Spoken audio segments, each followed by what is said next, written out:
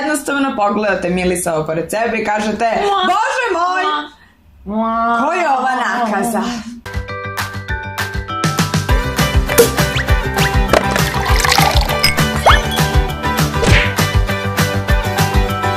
Zdravo svima, koliko vas ima i dobro i nama došli još jednu epizodu.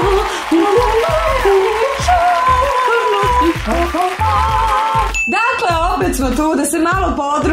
Kako i da ne budemo? Danas je onako jedan zanimljiv dan. Marku inače iza kamere malo nije dobro, ali evo naša harizma, radost i sreća će ga kao i uvek usrećiti. Jel tako, Marko? Okupat će ga srećom. Okupat ćemo ga srećom, zadovoljstvom. Ali i pre nego što krenemo u današnju epizodu, hajde da vidimo koji je komentar iz prošle epizode. Milica kaže: umilite, tuge trepavice.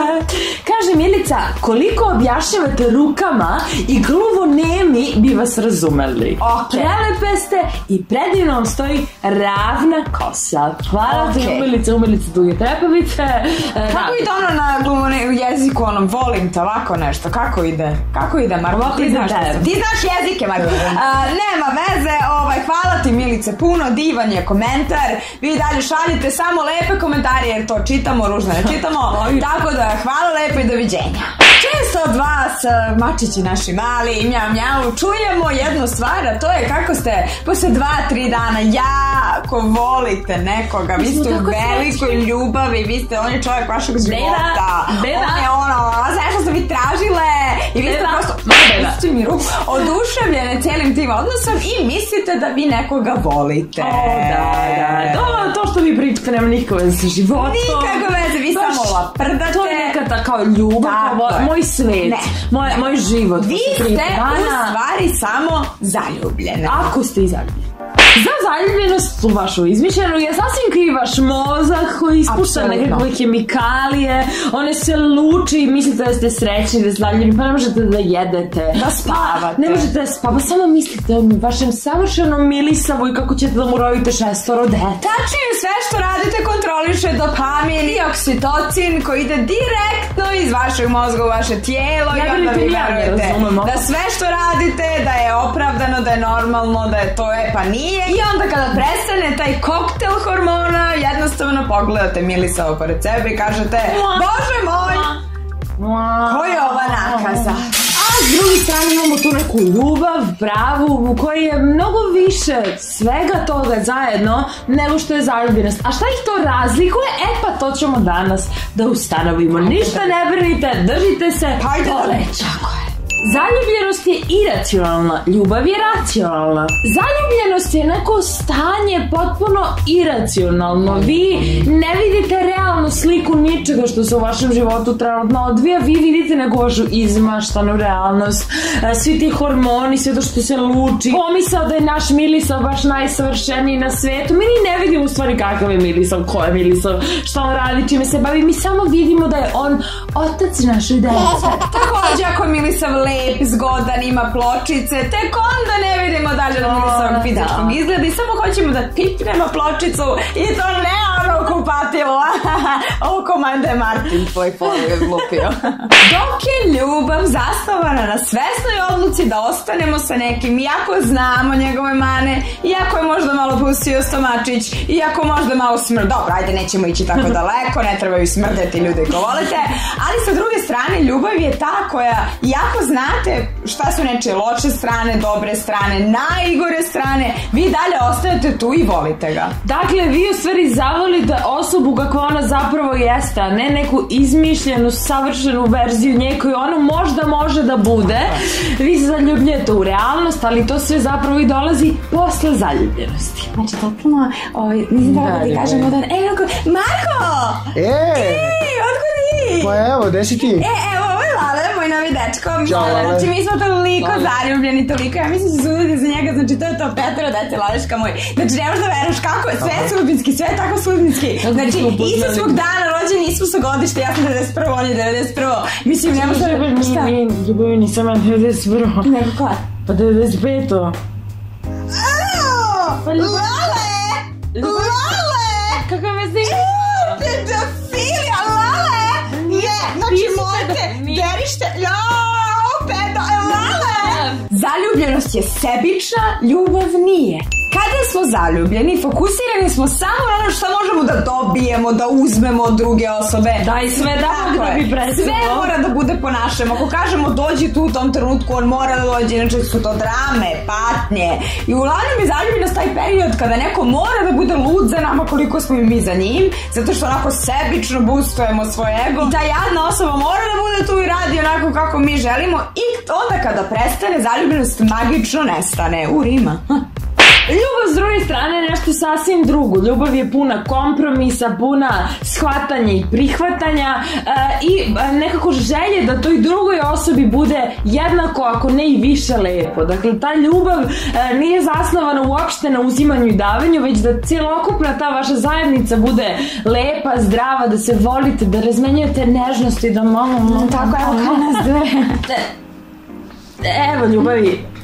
Šta je? Evo, ljubav je to, evo ti, posljednja rolnica, znam da i ti možeš isto. Ne, ti uzmi ti. Ne, evo. Ne, ti uzmi. Ne, uzmi ti, ljubavi, stvarno. Ali rolnica.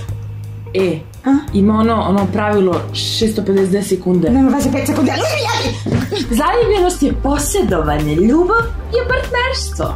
Kada ste zaljubljeni, onda proradi u vama ta posesivnost. Želimo da posjedujemo nekoga, taj neko je samo naš, ne daj Bože da on ode s nekim drugim na kafu, da ga neko pogleda. Ode samo u WC. On je naš, on je samo naš i ničiji drugi. Onda ta posesivnost polako postaje neka bolest, neka boleština. Mi mislimo da stvarno ne sve ništa, mi moramo da kontrolišemo. Zna se šta ćeš da jedeš uzorak u 4 i ako si pojela nešto drugo, to je to, gotovo.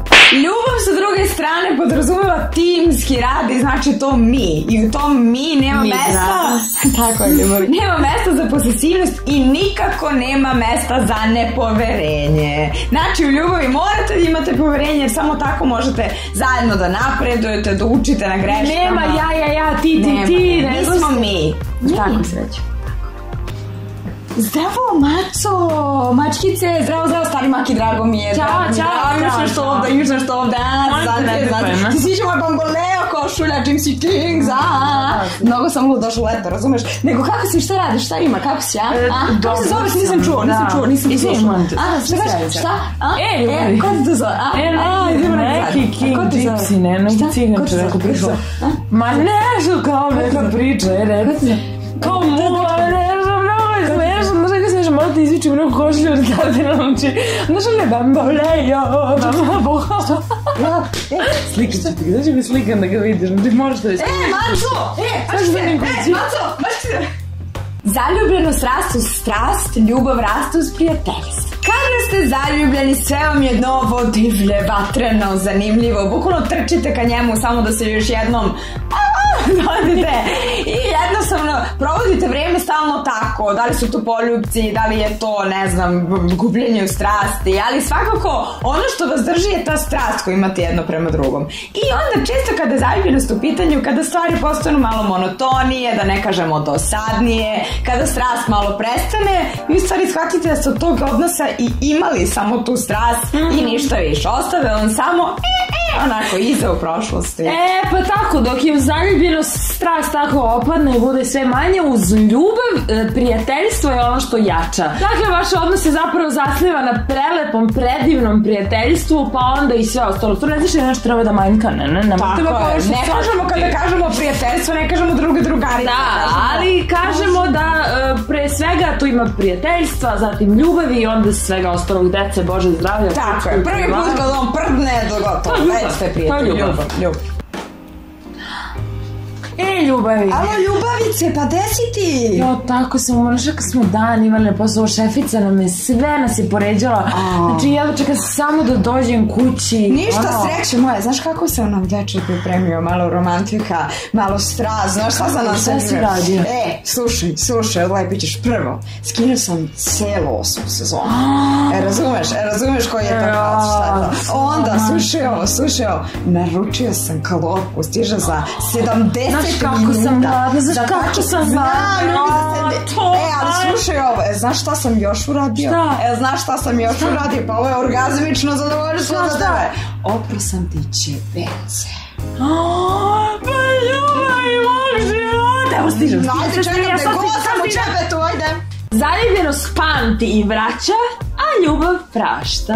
Svi dobro znamo da u ludilu zaljubljenosti, u tom vrtlogu strasti, kada se nešto onako desi, mi samo čekamo trenutak kada ćemo mu vratiti. Ako treba, čekat ćemo 6 meseci, 8 meseci, 10 meseci, koliko god je potrebno da vam pati u najgorim mukama, da mu vratimo, da mu isto uradimo ako ne i 10 puta gore, ali mi kada vraćamo 10 puta gore. U ljubavi sa druge strane kalkulacije ne smiju da postoje. Znači u pravom ljubavnom odnosu nema pamti pa vrati. Dešavaju se svađe, dešavaju se greške. Neko će da napravi veću grešku, neko manju, ali ništa nemate od toga da vi to pamtite i vraćate, nego imate od toga da razgovarate, da učite na greškama i da opraštate jedno drugom, jer normalno je par ste, mislim, volite se, ne možete jedno bez drugog. Pa i normalno je da se i prave greške, niko se nije sad naučen rodio i niko nije bezgrešan. Tako mene Milan isto uče, ja i oprostim i tako. Sve regularno. Sve no. Nemojte da bežite od zaljubljenosti, ali ako vam se ukaže prilika naučiti da volite, pa lepo je, vidite. Živjeli, volite šatove. Živjeli. To bi bilo to za danas, mi se vidimo i sledeće nedelje, vi do tada gledate As, gledajte Random Sun. U petak stiže jedan vrlo specijalan Fasmanas i jako smo se potrudili, tako da obavezno ostavite uz nas. Uživajte. U petak do tad imate sve opise u linkovima. Kada kažem sve opise, mislim naše Instagram. Tako, zapratite nas na svim društvenim mrežama, nemojte nas pratiti ispred kuće i tako to, ali na društvenim mrežama, da. I vidimo se u petak. Ćao!